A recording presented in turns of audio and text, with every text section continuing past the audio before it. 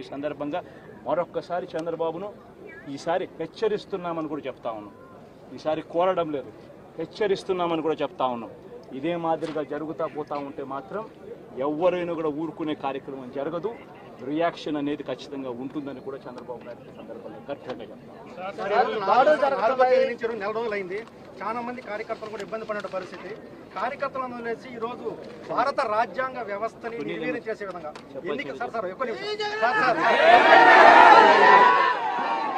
చంద్రబాబు అని చెప్పి సందర్భంగా మరొక్కసారి చంద్రబాబును ఈసారి హెచ్చరిస్తున్నామని కూడా చెప్తా ఉన్నాం.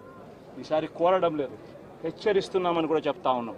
ఇదే మాదిరిగా జరుగుతూ పోతా ఉంటే మాత్రం ఎవరైనా కూడా ఊరుకునే కార్యక్రమం జరగదు, రియాక్షన్ అనేది ఖచ్చితంగా ఉంటుందని కూడా చంద్రబాబు నాయుడు సందర్భంగా గట్టిగా చెప్తారు. నెల రోజులైంది, చాలా మంది కార్యకర్తలు కూడా ఇబ్బంది పడిన పరిస్థితి. కార్యకర్తలను వదిలేసి ఈ రోజు భారత రాజ్యాంగ వ్యవస్థని నిర్వీర్యం చేసే విధంగా